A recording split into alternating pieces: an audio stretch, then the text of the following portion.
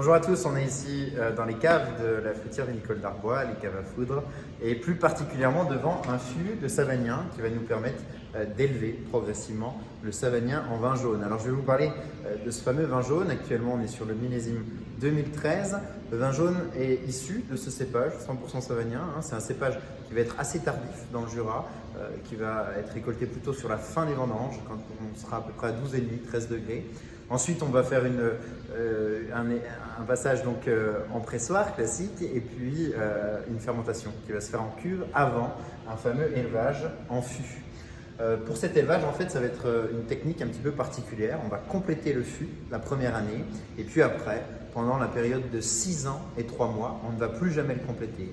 Pendant toute cette période, on va avoir une partie qui va s'évaporer, comme vous pouvez le voir juste ici. Cette partie qui s'évapore, c'est la fameuse part des anges. On va donc avoir à peu près un tiers du fût qui va s'évaporer pendant toute cette période.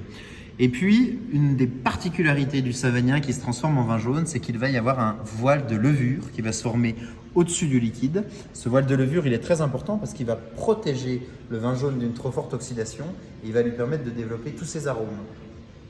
Des arômes de noix, de noisettes, des arômes de curry, d'épices, des arômes aussi de terre, de terroir, et puis aussi des arômes un petit peu plus alcooleux parce que pendant cette période d'élevage, on va avoir une concentration du vin et de son alcool. Au bout des 6 ans et 3 mois, c'est la fameuse percée du vin jaune et on va mettre le vin jaune dans une bouteille bien spécifique qui s'appelle le Clavelin et qui fait donc 62 centilitres. La différence entre 1 litre au départ et les 62 centilitres, c'est la fameuse part des anges qui s'est évaporée au fur et à mesure du temps. Je vous conseille de le déguster assez classiquement en apéritif avec des petits cubes de comté, des cerneaux de noix ou bien de manière un petit peu plus élaborée avec le fameux coco vin jaune et au mori. Ça c'est vraiment un best-seller que je vous conseille pour les fêtes de fin d'année.